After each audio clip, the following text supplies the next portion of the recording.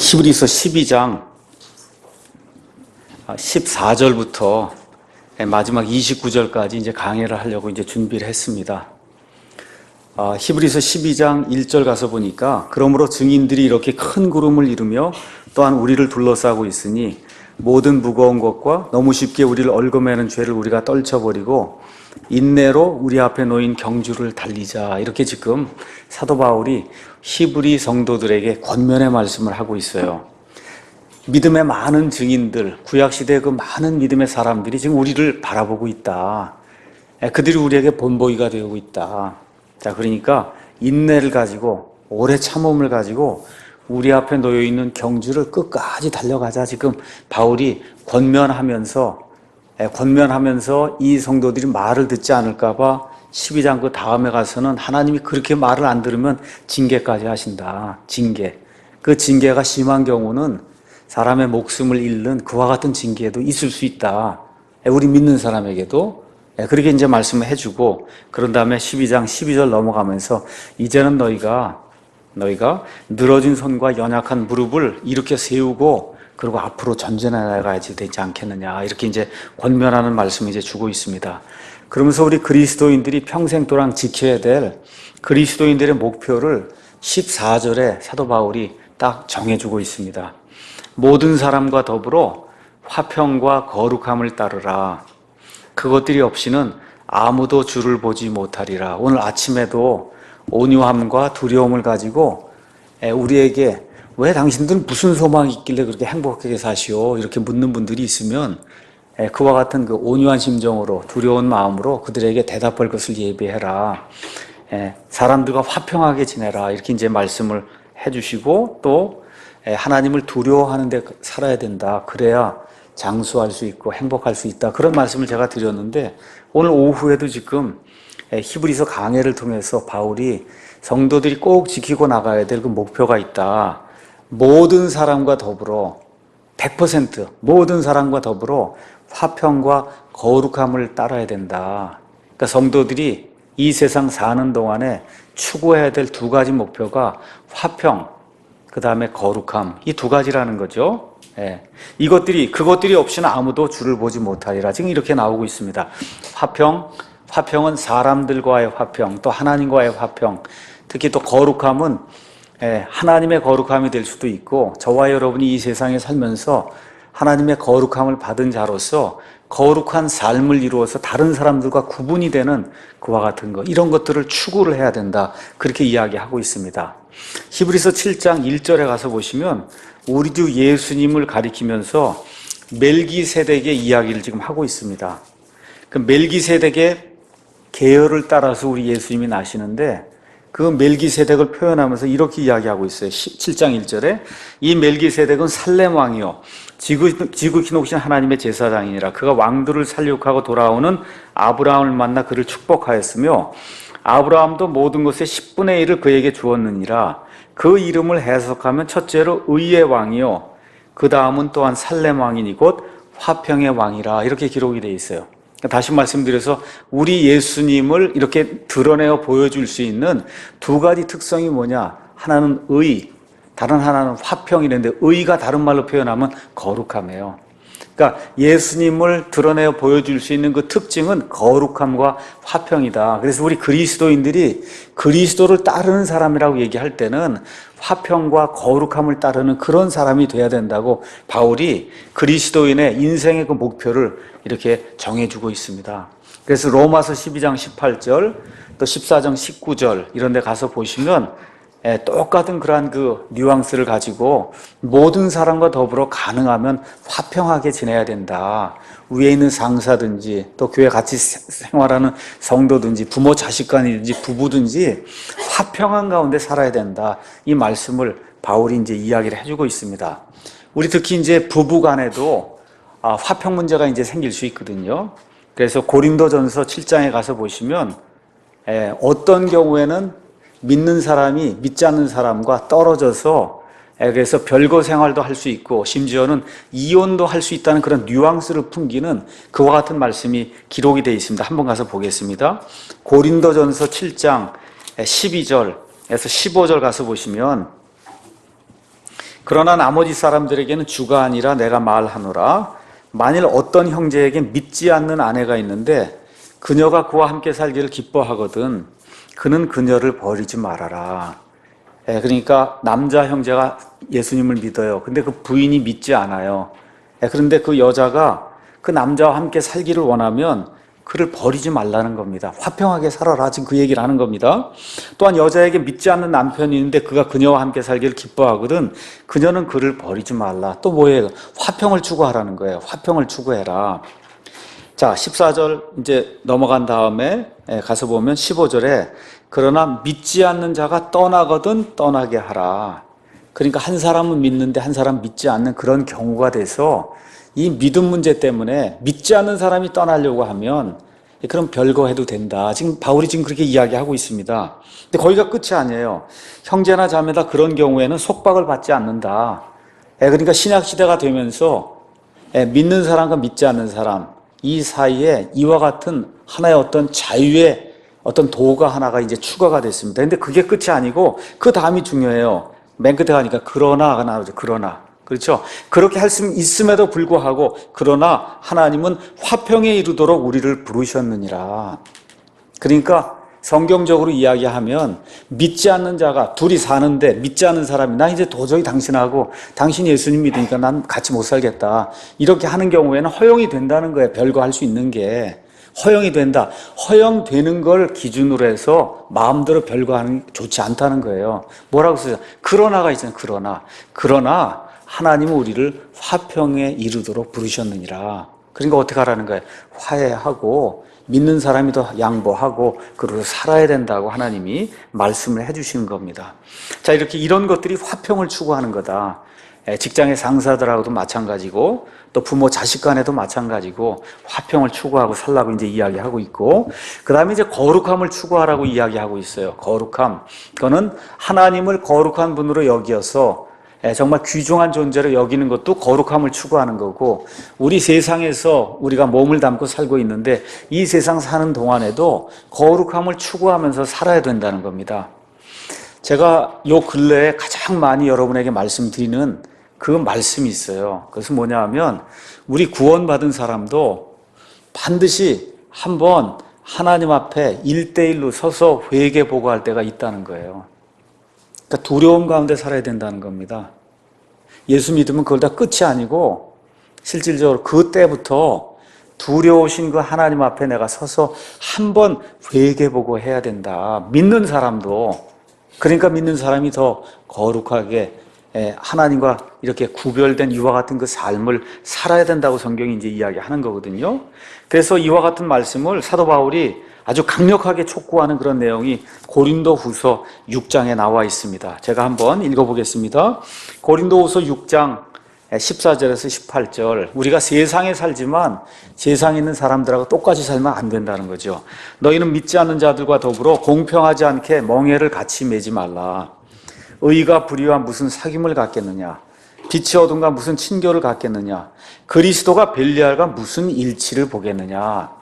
부처하고 예수님이 무슨 일치하는 바가 있냐 그 얘기야. 어떻게 WCC니 이런 게 가능하겠냐는 거죠. 종교통합 같은 것이 어떻게 가능하겠냐. 우리가 믿는 그 그리스도가 어떻게 부처하고 같은 존재로 이렇게 여겨질 수 있겠느냐. 지금 그 얘기를 하는 거죠. 그러면서 16절 하나님의 성전이 우리가 하나님의 성전인데 하나님의 성전이 우상들과 무슨 조화를 이루겠느냐. 너희는 살아계신 하나님의 성전이니라. 하나님께서 이르시되 내가 그들 가운데 거하고 그들 가운데 거닐며 나는 그들의 하나님이 되어 그들은 내 백성이 되리라. 주가 말하노라. 그러므로 너희는 그들 가운데서 나와 분리하고 부정한 것을 만지지 말라. 그래야만 내가 너희를 받아들여 너희에게 아버지가 되고 너희는 내 아들, 딸이 되리라. 주 곧 전능자가 말하노라 하셨느니라. 그래서 저와 여러분이 이런 말씀을 늘 머릿속에 이렇게 각인을 하고 말하는 것, 행동하는 것 이런 것에서 하나님의 거룩함을 드러내는 그런 존재가 돼야 된다고 하나님이 누차 우리에게 말씀을 해주는 거예요. 그러면서 뭐라고 기록이 되어 있냐 하면 거기 가서 보니까 그것들이 없이는 아무도 주를 보지 못하리라. 이걸 또 문자 그대로 그렇게 이해하시면 안 됩니다. 문맥을 보고 이해하셔야 돼요.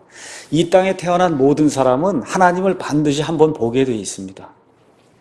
믿는 사람은 언제 하나님을 보냐 하면 예수님 공중 강림하실 때 우리가 휴거받아요. 또 예수님 안에서 죽은 자들이 부활해서 휴거받으면 어디로 가요? 그리스도의 심판석 앞에 가서 그 하나님이신 그 그리스도 앞에 우리 자신을 1대1로 다 나타내서 봐야 돼, 보여야 될 때가 있어요. 그러니까 믿는 사람 반드시 하나님을 1대1로 만나는 때가 있습니다. 믿지 않는 사람은 언제 만나요? 그때로부터 약 1000년쯤, 7년 환란기가 지난 이후에, 그 다음에 천년왕국이 끝나고 1000년 지난 이후에 희고 큰 왕좌라고 하는 그런 심판석이 있는데 그 심판석의 앞에 가서 그리스도 밖에 있던 모든 사람들이 부활해서 하나님 앞에 서서 1대1로 회개보고하는 그 일이 있단 말입니다. 그러니까 하나님을 반드시 만나게 돼 있어요. 근데 여기 가서 보니까 그것들이 없이는 아무도 주를 보지 못하리라. 이건 무슨 얘기야? 앞뒤 문맥상 무슨 얘기예요? 만일에 저와 여러분이 화평과 거룩함을 가지고 있지 않으면 그러면 화평과 거룩함 속에서 그분을 만나지 못한다는 뜻이에요. 그러니까 여러분이 하나님하고 화평하게 만나시려면 하나님과 화평을 누리는 그런 사람이 돼야 하나님을 그런 상태로 만날 수 있다. 즉 앞뒤 문맥이 그런 이야기를 하는 겁니다.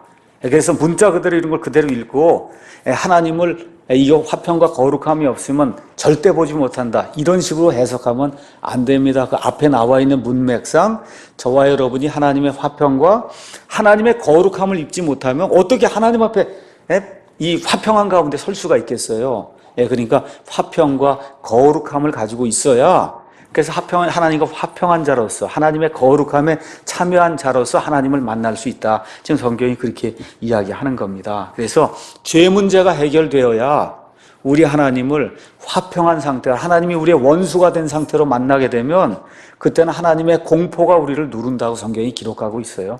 그래서 하나님과 화평한 자가 되어야 된다. 그래서 하나님의 화평에 참여하고 하나님의 거룩함에 참여하는 저와 여러분이 되어야 된다고 성경이 이야기하고 있습니다.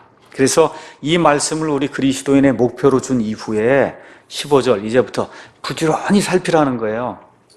부지런히 살펴서 하나님의 은혜에 이르지 못하는 자가 없게 하고 쓴 뿌리가 돋아나 너희를 괴롭게 하거나 그것으로 말미암아 많은 사람이 더럽게 되지 않도록 할지니 이것은 음행하는 자나 혹은 먹을 것 한 조각을 위해 자기의 장자권을 판 에서와 같이 속된 자가 있지 아니하게 하려 함이라. 너희가 아는 바와 같이 그 뒤에 그가 복을 상속받고자 하였을 때 거절당하였으니 그러니까 눈물을 흘리고 염려하며 뜻을 돌릴 것을 구하였으나 그것을 찾지 못하였느니라. 지금 그렇게 이야기하고 있어요. 그래서 부지런히 살펴서 하나님의 은혜에 이르지 못하는 자가 없도록 해야 된다. 이 이야기를 또 잘못 오해하고 그러면 구원을 잃어버리는가 보다 생각하면 안 됩니다. 여기 나와 있는 우리 아니면 여기 나와 있는 너희는 이미 구원받은 히브리 성도들이에요. 그러니까 구원에 관한 은혜에서는 이미 떨어져 나거나 아니면 이르지 못할 그런 은혜가 없는 거예요. 지금 여기서 이야기하는 하나님의 은혜에 이르지 못한다고 할 때 그 은혜는 구원받은 이후에 성화에 이른 은혜, 구원받은 이후에 구원받은 자로서 상속 이 약속에 참여하는 그 은혜에 이르지 못할 자가 있다는 겁니다. 여기 말씀을 그대로 믿으시면. 그래서 예를 들어 이집트에서 이스라엘 백성이 탈출해서 나왔어요. 구원받았습니다.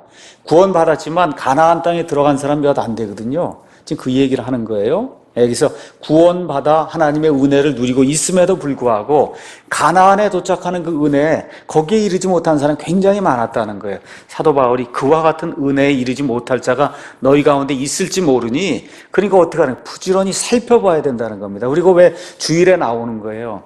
주일에 나와서 내 자신을 하나님 앞에 내려놓고 또 목사가 전달하는 그러니까 하나님의 말씀에 비추어서 내 자신이 정말 하나님 앞에 옳은 사람인가 아닌가 하는 거를 점검해 보기 위해서 지금 이 자리에 나오는 거거든요. 그러니까 조용하게 시간을 떼서 고독하게 내 자신을 하나님 앞에 내려놓고 살펴보는 그런 시간을 부지런히 갖는 사람이 하나님 앞에 귀중한 자다. 성경이 그렇게 이야기하고 있는 겁니다. 자, 그래서 끝까지 믿음의 경주를 달리면서 부지런히 이제 살피려면 세 방향을 살펴봐야 된다. 그렇게 얘기를 하는 거예요. 세 방향. 하나는 과거의 나쁜 예를 한번 살펴보라는 겁니다. 과거의 나쁜 예. 그걸 보고 그런 거에 다시는 들어가서는 안 된다. 그 다음에 또 뭐를 살펴봐야 되냐 하면 저와 여러분이 끝까지 경주하기 위해서는 목표가 서야 되는데 그 목표가 하늘에 있는 저 도시, 하늘에 있는 저 예루살렘이라는 거예요. 그거를 늘 생각을 하고 마지막으로 예수님 재림하실 때 이 땅에 세워놓을 천년왕국, 보통 우리가 하늘의 왕국이라고 하는 이 왕국이 다가온다는 이 세 가지 사실을 염두에 두고 그리고 크리스찬 삶을 살아야 된다. 지금 바울이 그렇게 이야기하고 있습니다. 자, 그래서 끝까지 그리스도인의 이 경주를 달리기 위해 먼저 살펴봐야 될 거는 과거의 성경에 기록이 되어 있는 나쁜 예가 있는데 그 예 중에 하나를 내가 알려주겠다. 그 예를 닮으면 안 된다. 지금 그렇게 얘기하는 거예요. 그 예가 누구의 예냐 하면 누구예요? 에서의 애를 지금 이제 이야기를 하고 있는 겁니다. 먼저 나오는 게 에서 이야기가 나오기 전에 쓴뿌리 이야기를 하는 겁니다. 쓴뿌리. 그러니까 교회 안에 특히 성도들 가운데 쓴뿌리가 있으면 그럼 굉장히 어렵다는 거예요. 쓴뿌리가 있으면. 신명기 29장 18절 가서 보니까 이 29장 그 18절에는 모세가 죽기 전에 이스라엘 백성 가운데 앞으로 쓴뿌리가 생겨서 많은 사람을 괴롭게 하는 그와 같은 자들이 생겨날 거다. 이런 자들 조심하라고 모세가 지금 말씀을 주는 내용이 29장 18절에 기록이 되어 있습니다. 어떤 사람이 그러냐? 너희 가운데 남자나 여자나 가족이나 지파가 이날 주 우리 하나님으로부터 마음을 돌리고 가서 이 사람들 다 구원받은 사람입니다. 그렇죠? 구원받았는데 가서 딴짓을 하는 사람이 있다는 거예요. 마음을 돌리고 가서 이 민족들의 신들을 섬길까 염려하며 지금 바울이 히브리 성도들 염려하는 것과 똑같은 그런 염려를 지금 모세가 죽기 전에 하는 겁니다. 또 너희 가운데 쓴 것과 쑥을 내는 뿌리가 생길까 염려하노라. 그가 이 저주의 말들을 듣고도 마음속으로 자신을 축복하여 이르기를 내가 비록 내 마음의 상상 속에서 걸으며 목마름에 술 취함을 더하려 할지라도 내게 평안이 있으리라. 이렇게 하는 사람이 교회 안에도 생길 수 있다는 거예요. 이 사람이 교회 안에 쓴 뿌리다. 지금 그렇게 이야기하는 겁니다. 쓴 뿌리다. 마음의 상상 속에서 걸으면 자기 마음대로 하더라도 내게 평안이 있을 거다라고 생각하는 그 사람이 쓴 뿌리라고 이야기를 하고 있습니다. 그럼 쓴 뿌리가 어떤 일을 하냐? 15절 가서 보니까 쓴 뿌리가 돋아나 너희를 괴롭게 한다는 거예요. 어떤 사람이 교회 안에서 우리 성도들을 괴롭게 하느냐 하면 어떻게? 일단 교리가 다른 사람이 들어오면 그럼 우리 교회 안에 쓴 뿌리가 생겨나는 거예요. 들어와서 아무 성경이면 어떠냐, 그냥 하나님 말씀 잘 믿으면 되지, 이렇게 하고 성도들 가운데 분란을 일으키면 그럼 교회 안에 문제가 생긴다는 겁니다. 그렇죠?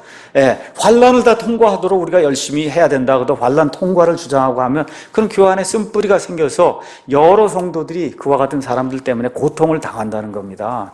그래서 로마서 16장 가서 보시면 사도 바울이 이런 말씀을 우리에게 주세요. 로마서 16장 17절 18절 형제들아 이제 내가 너희에게 간청하노니 너희가 배운 교리에 역행하여 분쟁을 일으키거나 실족하게 하는 자들을 주목하고 그들을 피하라. 주목한다는 말이 영어로 마크로 돼 있어요. 마크. 이렇게 마크를 하라는 거예요. 야, 이건 아니구나. 이 사람은 마크하고 그 사람을 피하라고 지금 이야기하고 있는 겁니다. 18절에 가서 보니까 그런 자들은 우리 주 예수 그리스도를 섬기지 아니하고 자기 배를 섬기며 좋은 말과 빼어난 말솜씨로 순진한 자들의 마음을 속이느니라. 이런 사람들이 교회에 와서 횡포를 부리면 그 사람들이 쓴뿌리가 돼서 여러 사람들을 괴롭게 만든다는 겁니다. 괴롭게 만든다. 그렇게 되니까 어떻게 돼요? 여러 사람들이 더럽게 된다고 지금 하나님의 말씀이 이야기하고 있습니다. 그래서 쓴 뿌리가 돋아나 너희를 괴롭게 하거나 그것으로 말미암아 많은 사람이 더럽게 되지 않도록 우리가 해야 된다. 그래서 교리가 더러워지면 교회가 더러워져요. 이 안에 음악이 더러운 그런 음악이 들어와 버리면 그럼 우리의 모임 자체가 더러워진다는 겁니다. 이런 것을 성경은 쓴뿌리라고 이제 이야기를 하고 있어요. 그래서 순수성을 잃게 된다. 이렇게 이야기하고 있습니다. 이런 사람의 특징이 뭐냐? 음행하는 자다. 16절에 지금 그렇게 이제 나오는 겁니다. 음행하는 자나 혹은 먹을 것 한 조각을 위해 자기의 장자권을 판 에서와 같이 속된 자가 있지 않을까 염려하라는 거예요. 우리가 아시는 것처럼 아브라함이 있었고 아브라함의 아들 이삭이 있었는데 이삭이 이 쌍둥이 아들을 낳게 됐어요. 그렇죠? 큰 아들이 누구의 이름이 에서고 둘째가 야곱입니다. 그러니까 장자권으로 봐서는 누가 이제 이 모든 복을 소유해야 되냐면 에서가 소유해야 되는 거예요. 에서가. 근데 창세기 25장 29절에 34절 가서 보니까 에서가 사냥을 하고 이제 돌아왔는데 배가 너무 고픈 겁니다. 근데 그때 누가 죽을 써놨어요, 팥죽을. 자기 동생 야곱이 죽을 써놨는데 너무 맛있어 보이는 거예요. 그러니까 죽을 달라고 하니까 야곱이 뭐라 그래? 형의 장자권을 내게 팔아라. 그래서 팥죽 한 그릇에 장자권을 넘겨줬거든요. 그렇지 않아요? 다시 말씀드려서 하나님이 주시는 복이나 하나님의 일들에 관심이 없어요. 그냥 먹는 거, 자는 거, 입는 거 이런 거에만 관심을 두고 사는 사람이 지금 에서다. 이와 같은 사람, 자기의 영적인 그런 권리를 휴지 조각적으로 내버린 그런 사람이 있다는 거죠. 그런 사람이 있다. 나중에 그가 아버지 앞에 가서 복을 상속받으려고 아버지 앞에 가서 엉엉 울지 않습니까? 지금 또 어떻게 했어요? 야곱이 속여갖고 어머니와 함께 짜고, 그렇죠. 그리고선 이삭이 내려주는 그런 모든 복을 다 받았는데, 다 받은 이후에 짐승을 잡아갖고 가서 아버지 맛있는 걸 준비해 왔습니다 하니까 아버지가 깜짝 놀라잖아요. 아니 조금 아까 내게 와서 복을 받아간 자는 누구냐? 내가 지금 너 애손 줄 알고 내가 지금 이렇게 복을 다 줬는데 복을 빌 게 하나도 없다 너를 위해서는. 어떻게 에서가 엉엉 울지 않아요. 그렇죠. 아버지 그래도 좀 복이 있지 않습니까? 좀 남아있는 그 복이라도 제게 주십시오 하고 엉엉 우는 그와 같은 대목이 그 안에 기록이 돼 있지 않아요.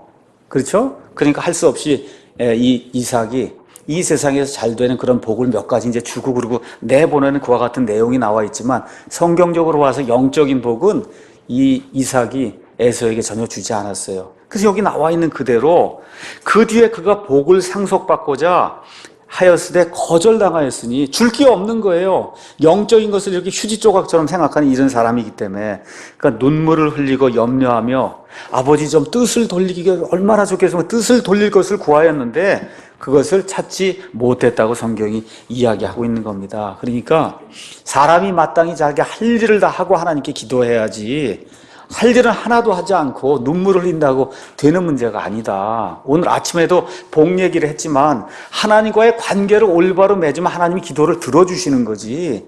세상 가서 마음대로 살고는 돈 갖고 와서 돈으로 하나님을 회유하려고 하면 우리 하나님 그런 하나님이 아니다.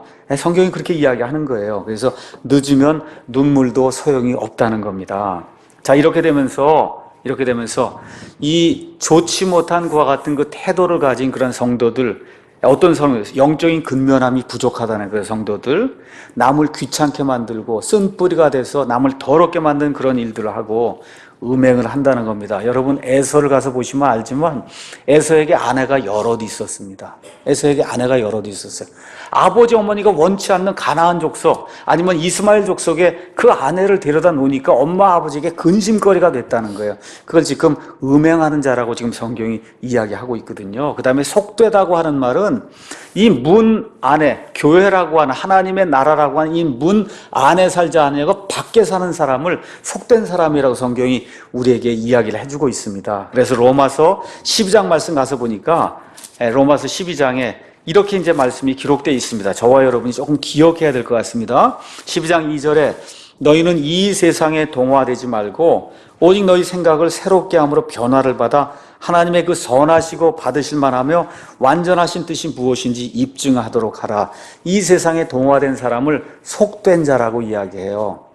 그래서 성경 학자들 간에는 두 가지 의견이 있습니다.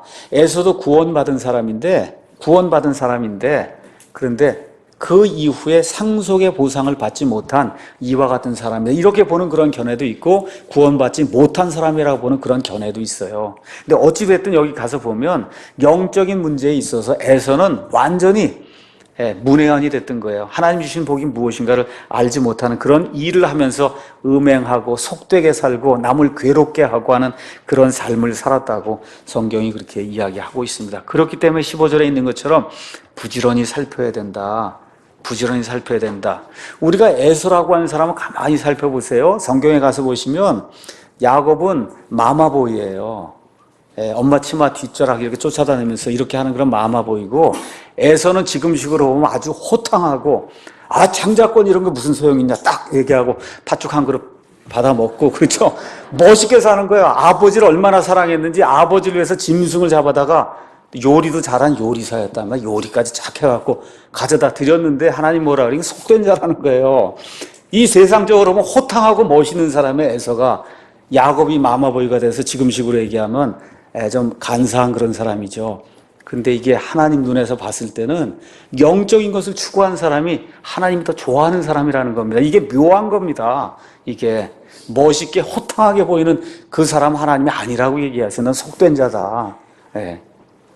왜 그래요? 하늘에 대한 소망을 전혀 갖지 못한 그런 사람이기 때문에 그렇다고 이야기하는 겁니다. 그래서 여기 나와 있는 하나님의 은혜에 이르지 못한다, 이 얘기는 하나님의 은혜가 끝이 있는가 보다 이렇게 생각하시면 안 돼요. 하나님이 우리를 구원하실 때도 은혜를 베푸시고 구원한 이후에도 성화를 이룰 때도 은혜를 베푸시고 상속 보상을 주실 때도 은혜를 베푸는데 저와 여러분이 구원받은 이후에 그 은혜를 받을 만한 그와 같은 일을 하지 않으면 그럼 하나님의 은혜에 이르지 못한다는 그와 같은 의미의 은혜를 이야기하는 겁니다. 다시 말씀드려 구원받은 이후에도 하나님을 신뢰하며 하나님이 주시는 성화의 은혜, 또 하나님이 주시는 상속 보상의 그 은혜, 거기까지 끝까지 참여하는 자가 돼야 된다고 지금 사도 바울이 이야기하고 있는 겁니다. 자, 이렇게 되면서 과거의 나쁜 예를 이제 모델로 보여주면서 그렇게 하면 안 된다 얘기하면서 너희가 끝까지 믿음의 경주를 달리려면 그러면 뭐를 봐야 되냐 하면 하늘에 있는 저 시온산, 우리가 같이 살게 될 그 도시에 어떤 것들이 있는가, 그걸 한번 구약하고 한번 비교를 해봐라. 구약하고 한번 비교를 해봐라. 그 내용이 18절에서 24절에 나옵니다.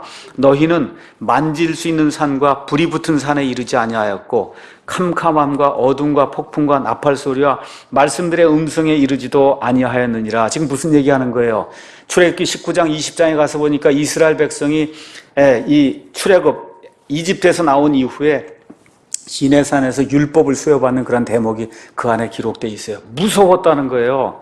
근데 어떤 산에 올라갔어요? 시내산, 손으로 만질 수 있는 산입니다. 그렇죠? 가서 보니 이 산에 불이 붙었어요. 무섭습니다. 컴컴합니다. 하나님의 음성이 들려옵니다. 너무너무 무서운 거예요. 그러니까 구약은 심판하는 거예요. 사람을 정죄하는 거예요. 사람을 저주하는 거라는 거예요. 근데 너희는 그런데 이런 사람이 아니다. 나팔 소리와 말씀들의 음성에 이르지도 아니하였느니라. 그 음성을 들은 자들은 더 이상 자기들에게 말씀하지 마시기를 간청하였으니 그들은 주께서 명령하신 것, 즉 짐승 하나라도 그 산에 닿으면 돌로 맞거나 화살로 꿰뚫리리라 하신 것을 견디지 못하였느니라. 너무너무 두렵게 하나님이 나타나셨다는 거예요. 그러니까 구약은 두려움을 주는 거예요. 평안을 주는 것이 아니라 사람을 정죄하고 저주하고 거룩함에 이르지 못하면 그러면 너희가 받을 심판이 이렇다고 하나님이 말씀해 주시는 그게 구약이었다. 근데 너희가 지금 신약에 사는 사람이 이미 신약식으로 구원을 받고 왜 구약식으로 돌아가려고 그러느냐? 지금 바울이 그 얘기를 지금 하려고 하는 겁니다. 그 광경이 이같이 무서웠으므로 모세도 이르되 내가 심히 두렵고 떨린다 하였느니라. 이 말씀은 성경 자체에 기록이 되어 있지 않아요. 모세가 이야기했음에도 불구하고 성경 자체에는 기록이 되어 있지 않지만 하나님의 영께서 모세가 이 말을 했다고 여기 지금 히브리서에 기록하고 있는 겁니다. 모세도 너무너무 무서웠어요. 너무너무 무서웠습니다. 그래서 여기 가서 보니까 18절에서 그 21절에는 구약 시대에 사람의 손으로 만질 수 있는 이 시내산에 다다랐던 이스라엘 백성이 구약이라고 하는 그와 같은 언약을 받을 때 그 모습이 그렇게 기록이 되어 있는 거예요. 근데 거기서 가서 보니까 22절에 그러나 하고 시작이 되는 거야. 그러나 구약시대 사람들은 이렇게 두렵고 떨리는 가운데 하나님을 만났으나 너희는 시온산과 살아계신 하나님의 도시 곧 하늘에 있는 예루살렘과 무수한 천사들의 무리와 총회와 하늘에 기록된 처음 낳은 자들의 교회와 모든 것의 심판자 되신 하나님과 완전하게 된 의인들의 영들과 새 언약의 중재자이신 예수님과 아벨의 피보다 더 나은 것들을 말하는 피 곧 뿌리는 피에 이르렀느니라. 그럼 여러분 여기 가서 18절부터 24절까지 몇 구절을 딱 비교해 보시면 구약시대 이 땅에 있던 그 백성들이 받았던 그 어떤 복이라고 할까, 복. 그렇죠? 그것과 신약시대 저와 여러분이 받는 복이 완전히 다르다고 하는 사실을 금방 아실 수 있으시죠? 그렇죠? 그러니까 시내산에서 율법을 수여받은 거 그거하고 지금 여기 있는 시온산은 이 땅에 있는 산이 아니에요. 만질 수 있는 산이 아닙니다. 어디에 있는 거예요? 저 셋째 하늘에 있는 저 산, 저 시온산에서 신약이라고 하는 새로운 상속 언약을 받은 그 사람들은 상대가 안 된다는 겁니다. 상대가 안 된다. 지금 그 얘기를 지금 이 바울이 이야기하고 있는 거예요. 율법 수요 당시의 그 두려움과 공포, 우리 출애굽기 19장 가서 잠깐 보겠습니다. 출애굽기 19장 13절 제가 읽습니다. 19장 13절. 그것에 손을 대지 말라. 산에 손을 대지 말라는 거예요. 오직 그는 반드시 돌로 치거나 관통시켜 이 산에다 손을 대면 돌로 쳐서 죽이거나 관통시켜 죽이라는 거예요. 그것이 짐승이든지 사람이든지 살지 못하리라. 나팔을 오랫동안 불거든 그들이 산으로 올라올지니라. 그러니까 일단 나팔 소리만 들으면 무서운 거예요. 저와 여러분 지금 나팔 소리 기다리고 있는 거 맞습니까? 나팔 소리 기다리고 있어요? 네, 우리는 지금 나팔 소리를 기다리고 있는데 구약시대 이 사람들은 나팔 소리가 들리는 것 자체가 너무너무 무서웠던 겁니다. 지금 그 얘기를 지금 하고 있습니다. 16절에 셋째 날 아침에 천둥과 번개와 짙은 구름이 산 위에 있고 나팔 소리가 심히 크므로 진영에 있던 온 백성이 어땠다는 거예요? 벌벌 떨었다는 거예요. 그러니까 구약을 받을 때는 너무너무 무서웠다는 거예요. 나팔 소리가 나는 것도 무섭고, 그렇죠. 천둥 번개가 치며 하나님의 두려우심과 거룩하심을 나타내는 그와 같은 일들이 있었다는 겁니다. 18절 시내산이 온통 연기로 자욱하니 이는 주께서 불 가운데서 그 위로 내려오셨기 때문이더라. 그렇죠? 이렇게 이제 이야기하면서 21절에 주께서 모세에게 이르시되 내려가서 백성에게 명하라. 그들이 자세히 보려고 돌파하여 주에게로 오다가 그들 중에 많은 사람이 죽을까 염려하노라. 이 어려운 일들이 구약시대 이 구약을 받는 이 이스라엘 백성에게 있었다는 겁니다. 그래서 하나님께서는 내 법이 엄중하다고 하는 걸 보여주시기 위해서 이와 같은 여러 가지 표적들로 하나님의 거룩하심과 위엄과 권능을 이 사람들에게 들려 보여주셨다는 거예요. 네. 자, 이렇게 이야기하면서 여기 나와 있는 것처럼 22절에 그러나 너희는, 그러나 나오는 거 보니까 뭐예요? 180도 달라졌다는 거잖아요. 구약시대에 이렇게 두려움과 떨림 속에서 하나님을 만났지만 그러나 너희는 그런 하나님 만나는 게 아니다 라고 이야기하면서 땅에 있던 예루살렘, 그 다음에 하늘에 있는 그 예루살렘을 비교해주는 그와 같은 내용이 성경에 나와 있습니다. 자, 구약을 이제 언제 받았어요? 모세 당시에, 지금부터 3,500년 전에 시내산에서 옛 상속 언약을 받았습니다. 상속 언약을 받고 십계명을 가지고 모세가 땅에 내려왔더니 이스라엘 백성이 어떻게 해요? 우상을 숭배하고 금송아지를 숭배하고 지금 난리 법석을 떠는 거예요. 이 일로 인해서 한번 가서 보세요. 출애굽기 32장 한번 가서 보세요.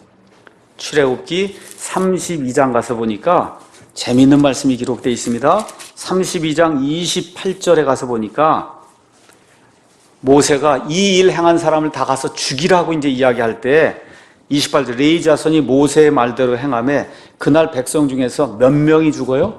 3,000명 가량이 죽는, 그러니까 구약을 받으면 죽는 거예요. 여러분, 구약을 받으면 죽는 겁니다. 옛 상속 언약을 받으면 3,000명이 죽는 거예요. 그런데 교회 시대로 넘어오면서 사도행전에 베드로의 설교를 들으면서 드디어 신약이 시작되는 거 아닙니까? 그렇죠? 이렇게 시작이 될 때 구원받은 자들이 몇 명이 거기 나와? 3,000명이 구원받는 거예요. 신약은 구원받는, 같은 3,000명이 구약에서는 죽는 일로 끝나고 여기는 살아나서 구원받는 일로 이렇게 대조가 되도록 하나님이 이렇게 기록해 놓으신 겁니다. 그러니까 이 신약 시대에 산다고 하는 건 엄청난 복이라는 거예요. 엄청난 복이다. 구약과는 게임이 안 되는, 비교가 안 되는 그런 복이다 지금 얘기하고 있는 겁니다. 자, 그럼 하늘의 예루살렘에 거주자들이 누가 있느냐? 여기 가서 보니까 22절에 무수한 천사들의 무리, 수를 셀 수 없는 천사들이 거기 있고, 그 다음에 또 누가 있냐? 총회와 하늘에 기록된 처음 난 자들의 교회. 그러니까 총회하고 그 다음에 하늘에 기록된 처음 난 자들의 교회가 같은 것으로 보는 그와 같은 해석자들도 있고, 총회와 이 교회는 다른 것이라고 보는 그와 같은 자들도 있습니다. 뭐 성경이 무엇라고 정확하게 이야기하지 않기 때문에 그냥 제너럴 어셈블리, 모든 사람들이 모여있는, 모든 존재들이 모여있는 총회, 그 다음에 또 하늘에 기록된 처음 난 자들, 처음 난 자라고 하는 것은 구약시대의 장자는 다른 아들들에 비해서 2배의 상속 몫을 가졌어요. 그렇기 때문에 처음 난 자, 장자라고 하는 것은 뛰어나다고 하는 걸 이야기하는 거예요. 저와 여러분이 예수님 때문에 뛰어난 자들이 돼서 하나님의 교회를 이루고 있다. 그런데 저 예루살렘과 하늘에 있는 도시에 가면 그 처음 난 자들의 교회가 거기 있다. 지금 이야기를 하고 있는 겁니다. 그 다음에 또 누가 있냐 하면 거기 가서 보니까 모든 것의 심판자 되신 하나님이 저 새 예루살렘 거기에 있다는 거예요. 또 완전하게 된 의인들의 영들이 있다. 이것은 많은 주석가들이 이야기할 때 환란기, 아시죠? 7년 환란기를 통과하면서 그때 죽임을 당했던 그런 사람들이 결국 나중에 몸을 입고 여기 나와 있는 것처럼 완전하게 되어 의인들의 영들이라고 표현된 것이 아니냐, 이제 그렇게 보는 그와 같은 견해가 있습니다. 자, 24절 그 다음에 또 누가 있냐면 새 언약의 중재자 예수님이 새 예루살렘 그 도시에 있다는 거예요. 그 다음에 맨 마지막에 중요한 게 있어요. 뭐가 있어요? 아벨의 피보다 더 나은 것들을 말하는 피, 곧 뿌리는 피에 이를 얻느니라. 지금 그렇게 이야기하고 있습니다. 저를 한번 쳐다보세요. 여러분, 저 셋째 하늘에 저 지금 새 예루살렘 그 도시에 뭐가 있다고요? 예수님의 피가 있다는 거예요. 가짜 피요? 진짜 피요? 진짜 피, 진짜 피가 있다는 겁니다. 진짜 피. 이 피가 있어야 그 피로 저 하늘에 있는 성막이 진짜 성막이에요. 땅에 있는 건 모형이잖아요. 그렇죠? 모형으로 있던 그 성막에는 뭘 드려? 이 짐승의 피를 이렇게 드렸지만 하늘에 있는 참 성막에는 하나님이 요구하시는 참된 희생물을 드려야 돼. 그 피가 뭐예요? 그 희생물이 예수님의 피라는 거예요. 예수님의 피. 그래서 예수님께서 이 세상에서 흘리고 가신 그 피, 그 피의 일부를 예수님께서 하늘로 가져가셨다고 성경이 우리에게 이야기해 주는 겁니다. 자, 그 얘기는 잠깐 이따로 하고, 아벨의 피보다 더 나은 것들을 말한다. 여러분, 가인이 아벨을 죽였어요. 그러더니 아벨의 피가 땅속에서 하나님께 부르짖는 얘기가 창세기에 나오죠. 뭘 부르짖습니까? 하나님, 공의를 베풀어 주셔서 내 형을 죽여 주십시오. 그렇게 지금 아벨의 피가 하나님 앞에 상소를 하는 거, 죽여 주십시오. 공의를 베풀어 주십시오 하고 아벨의 피는 그렇게 얘기하는데, 우리 예수님의 피는 뭐라 그래? 용서해 주십시오 하고 얘기한다는 거예요. 그래서 더 나은 것들을 얘기하는 거예요. 저와 여러분에게 가지고 있는 게 단지 아벨의 피라 그러면 저와 여러분 죽을 수밖에 없는 거예요. 하나님 공의로 죽여주십시오 하고 지금 아벨의 피가 이야기하고 있는데, 예수님의 피는 뭐라고 얘기하냐? 그럼에도 불구하고 내 피로 말미암아 저들을 용서하시고 살려주십시오라고 말하는 그 피가 지금 하늘에 있다고 지금 이야기하고 있는 겁니다. 그래서 아벨의 것보다 더 좋은 것들을 말하는 그 피가 예수님의 피다. 그 피가 지금 하늘에 이 참 성막에 있다고 지금 성경이 우리에게 이야기하고 있습니다. 히브리서 9장 7절 가서 보니까 피 얘기가 이제 나옵니다. 둘째 성막에는 대제사장이 홀로 해마다 한 번 들어가되 자기와 백성의 잘못으로 인해 자기가 드린 피 없이는 들어가지 아니하였다. 그럼 무슨 얘기예요? 이 땅에 있는 모형의 이 지성소에도 대제사장이 반드시 피를 가지고 들어갔으니 하늘에 있는 참 성막에도 참 대제사장이 뭐를 가지고 들어가야 된다는 거예요? 피를 가지고 들어가야 된다. 그래서 12절에 예수님께서는 염소와 송아지의 피가 아니라 자기 피를 힘입어 단 한 번 거룩한 곳에 들어가서 우리를 위하여 영원한 구속을 얻으셨느니라. 우리 예수님의 그 피를 가지고 예수님이 그 거룩한 곳에 들어가셨다. 25절에도 똑같은 내용이에요. 그분께서는 대제사장이 해마다 다른 것들의 피를 가지고 거룩한 곳에 들어가는 것 같이 자주 자신을 드려야 할 필요가 없으시다. 몇 번 드리시면 돼요? 한 번 들이시면 그 피가 영원 무궁토록 저와 여러분의 모든 죄를 제거하는 그런 피가 된다. 성경이 그렇게 이야기하면서 히브리서 13장 11절에도 그 짐승들의 피는 죄로 인하여 대제사장이 성소 안으로 가지고 들어가고 그것들의 몸은 진영 밖에서 불사르시느니라. 그러므로 예수님께서 친히 자신의 피로 백성을 거룩히 구별하시려고 성문 밖에서 고난을 당하셨느니라. 이렇게 이야기하면서 예수님의 그 피가 실질적으로 저 하늘에 있는 참 성막에 드려졌다고 지금 이야기하고, 저와 여러분이 하늘나라에 가서 새 예루살렘 도시에 가서 살게 되면 분명히 그 피를 볼 수 있다고 이야기하는 겁니다. 그래서 그 피는 영존하는 언약의 피다. 13장 20절, 이제 양들의 큰 목자이신 우리 주 예수님을 영존하는 언약의 피를 통해 죽은 자들부터 다시 이끌어내신 평강의 하나님이 계시다. 지금 그렇게 이야기하는 거예요. 그래서 그 피는 단순히 피가 아니라 뭐라고 되어 있냐면 뿌리는 피다. 그렇게 되어 있습니다. 뿌리는 피. 24절, 새 언약의 중재자이신 예수님과 아벨의 피보다 더 나은 것들을 말하는 피, 곧 어떤 피? 뿌리는 피. 그래서 출애굽기 12장에도 어린 양을 잡은 이후에 우수초를 가지고 어떻게 해야 돼요? 그걸 문 인방과 그 다음에 기둥에 갖다 뿌려야 되는 거예요. 우리 마음에 이 악한 양심에 그 피가 뿌려져야 그래야 저와 여러분이 죄들의 사함을 받을 수 있다. 단순한 피가 아닙니다. 대야에 담겨있는 피가 아니라 어떤 피? 뿌리는 피가 돼야 된다. 예, 그래서 이사야서 52장 12절에도 그 말씀을 이렇게 이제 표현하고 있습니다. 이사야서 53장이 우리 주 예수님을 가리키는 어린 양 예수님을 가리키는 그와 같은 내용임을 저와 여러분이 잘 알 겁니다. 근데 그 53장 시작하기 바로 전에 14절, 15절 가서 보니까 그의 13절부터 읽는 게 좋겠네요. 보라, 내 종이 슬기롭게 행할 터인즉 그가 높여지고 격찬을 받으며 지극히 고귀하게 되리라.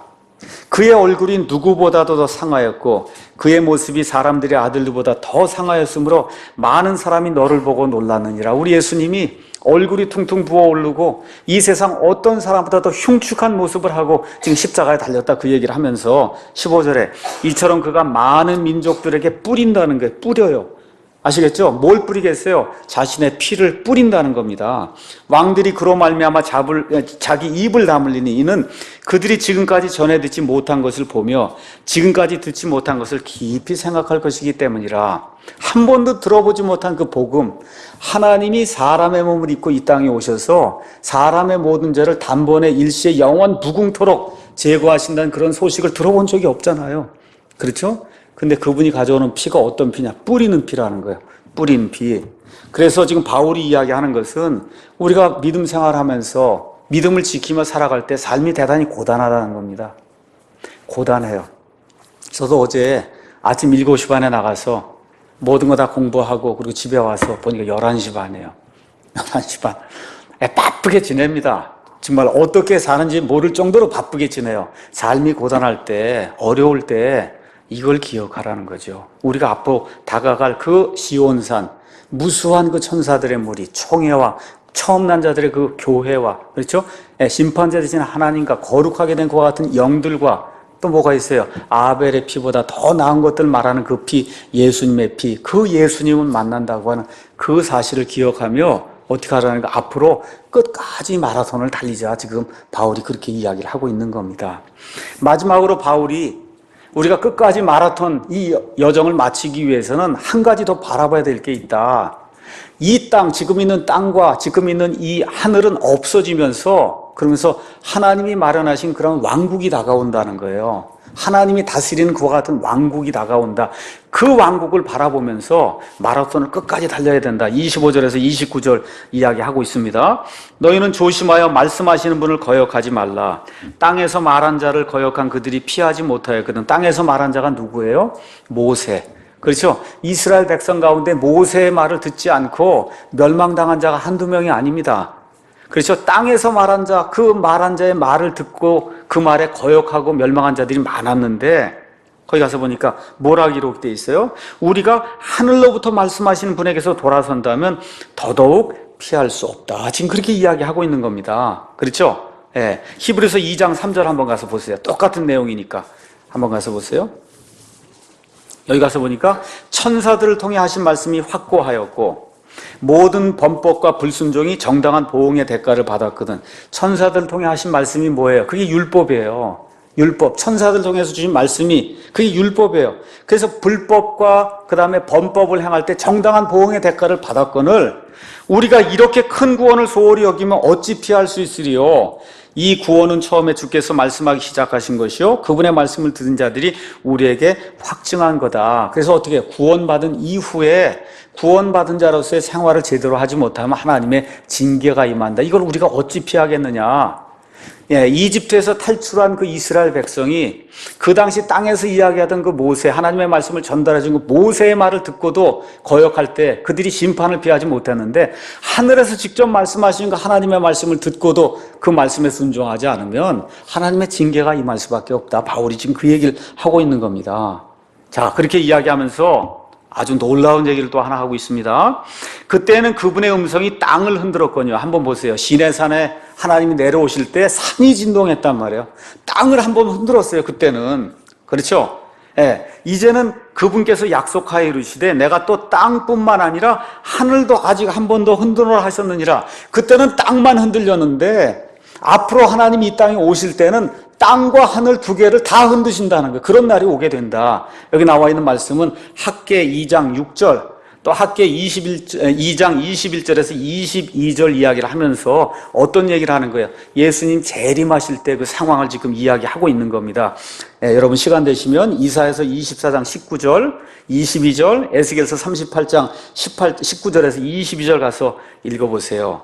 그러면서 하나님이 하늘과 땅을 왜 흔드느냐, 그 이유가 이제 나와 있습니다. 27절에 또 아직 한 번 더라는 이 말씀은 흔들릴 수 없는 그것들을 남아있게 하시려고 만드신 것들 중에서 흔들리는 그것들을 제거하심을 표적으로 보여주는 거다. 앞으로 영원히 흔들리지 않을 것들이 남아있는데 그것들이 영원히 남아있도록 보여주기 위해서 만든 것들 중에 흔들리는 걸 한번 하나님이 흔든다는 거죠. 그러니까 땅과 하늘을 한번 흔들릴 때가 있다는 거예요. 흔들릴 때가 있다. 요한계시록 6장 14절에 표현해 보면 이렇게 기록이 되어 있어요. 맨 마지막 때에 새하늘과 새 땅이 이루어지기, 이제 천년왕국이 이루어지기 전에, 또 천년왕국 끝난 이후에도 이제 마찬가지 새하늘과 새 땅이 이제 이루어지기 전에 이런 내용이 나와 있습니다. 6장 14절. 하늘은 두루마리가 함께 말리는 것 같이 말려 떠나가며 모든 산과 섬도 그들의 자리에서 옮겨진다 그랬어요. 하늘이 떠나가는 그런 일이 생긴다. 하늘이 한번 흔들리는 일이 생긴다. 땅이 다시 한번 흔들리는 일이 생긴다는 거예요. 그 일이 있은 이후에 7년 환란기가 끝난 이후에 어떻게 돼요? 여기에 천년왕국이 이루어지고 천년왕국이 끝난 이후에 새하늘과 새 땅이 이루어지면서 지금 있는 이 옛 땅과 옛 하늘은 없어지게 된다고 성경이 우리에게 이야기하고 있는 겁니다. 그래서 흔들리지 않는 하나님의 왕국만 남게 된다. 하나님의 왕국, 하늘의 왕국, 아니면 천년왕국이 이 땅에 이제 존재하게 된다. 자, 그러면 흔들리지 않는 것엔 뭐가 있냐? 하나님의 은혜 절대 흔들리지 않습니다. 하나님 우리를 불쌍히 여기신 하나님의 긍휼 흔들리지 않아요. 하나님이 우리에게 보여주신 예수 그리스도의 그 사랑 흔들리지 않습니다. 저와 여러분이 예수님 때문에 얻은 구원 절대 흔들리지 않습니다. 영원 무궁한 거예요. 천국에 하나님이 우리를 위해서 만들어 놓으신 천국집 영원히 흔들리지 않습니다. 또 마지막으로 저와 여러분이 영원히 살게 될 새 하늘과 새 땅도 절대 흔들리지 않는다는 거예요. 하나님 그렇게 말씀해 주세요. 흔들리는 건 어떤 것이냐? 자기를 신뢰하는 것, 내 부를 신뢰한 것, 내가 가지고 있는 학식을 자랑하는 것, 이런 거 흔들린다는 거예요. 사람이 지금까지 가지고 있던 모든 왕국과 권세와 이런 모든 것, 재물, 교육, 철학, 종교 이런 모든 거 다 흔들려서 사람이 심지어 무슨 우주 정복 계획을 가지고 있다 다 흔들려서 없어지고 만다는 겁니다. 마지막으로 뭐가 흔들려요? 지금 있는 땅과 지금 있는 하늘이 한번 흔들릴 때가 있다는 거예요. 그러니까 우리가 그 흔들리지 않는 그 왕국을 우리가 소유할 그런 사람으로 은혜를 소유해야 된다고 얘기하는 거예요. 28절. 그러므로 우리가 움직일 수 없는 왕국을 받을진대 은혜를 소유하자. 이 은혜를 힘입어 우리가 공경하는 마음과 하나님께 속한 두려움을 가지고 받으실 만하게 하나님을 섬길지니 우리 하나님은 소멸시키는 불이시니라. 여기 나와 있는 은혜는 구원의 은혜가 아닙니다. 어떻게 해요? 이 은혜를 힘입어 하나님을 섬긴다는 거예요. 그러니까 뭐예요? 하나님을 섬길 수 있는 그 은혜를 소유해야 된다고 이야기하는 거지 구원을 잃어버린다는 얘기하는 거 아닙니다. 앞뒤 문맥이. 그렇죠? 그래서 다시 한번 말씀드리지만 여기 나와 있는 은혜는 구원의 은혜가 아니라 이미 구원받았기 때문에 구원의 은혜는 이미 받은 거예요. 그 이후에 우리가 성화가 되고 상속 보상의 유업을 받고 그걸 하기 위해서는 어때요? 하나님을 섬겨야 되지 않습니까? 섬길 때도 하나님의 은혜가 필요하다. 그 은혜를 우리가 소유해야 된다고 사도 바울이 우리에게 이야기하는 거예요. 그래서 하나님을 섬길 때 어떻게 해요? 공경하는 마음과 하나님께 속한 두려움을 가지고 하나님이 받으실 만하게 하나님을 섬겨야 된다는 거예요. 내 생각으로 섬기는 게 아니라 하나님이 받으실 만하게. 이게 중요한 거예요. 오늘 아침에도 말씀드렸잖아요. 복을 세상 가서 딴짓 다 하고 와서 돈 갖고 와서 이거 복다는 하나님이 안 줘요. 왜? 하나님이 그건 받으실 만하게 바치는 게 아니거든요. 그렇죠? 그러니까 복을 받으려면 하나님이 받으실 만하게 공경하는 마음과 두려운 마음을 가지고 가야 된다 말씀해 주시는 겁니다. 맨 마지막으로 왜 그렇게 해야 되냐? 우리 하나님은 인정사정 없는 소멸시키는 불이다 그렇게 얘기하세요. 구원받은 목사라 해도 심각한 잘못을 저지르면 하나님이 어떻게 해요? 불로 소멸시킨다는 거예요. 구원을 잃는다는 얘기 전혀 아닙니다. 다시 한번 말씀드려 구원 이미 받은 거예요. 구원받은 성도가 하나님을 공경하지 않고 두려운 마음을 가지지 않고 하나님이 받을 수 없는 방법으로 하나님을 섬기는 그런 일을 하루 이틀 계속해서 나가면 하나님이 그를 소멸시킨다는 거예요. 징계를 주신다는 겁니다. 그래서 제가 다시 한번 부탁드리지만 저를 비롯해서 우리 사랑침략의 모든 성도들이 언젠가 한번 하나님 앞에 가서 1대1로 하나님을 만나 회개보고 한다. 그 회개보고 할 때 하나님이 소멸시키는 불로 우리를 소멸시키면 그럼 남은 것이 아무것도 없어요. 뭐만 남아요? 구원만 달랑 남는 거예요. 구원만 달랑 남는 이러한 불쌍한 구원을 받고 부끄러운 구원을 받으면 그 보상이 영원 무궁토록 하나도 없는 겁니다. 그렇게 되지 말라고 사도 바울이 우리에게 경고의 말씀을 주는 겁니다. 오늘 여기까지 해서 히브리서 12장 강해를 마치도록 하겠습니다.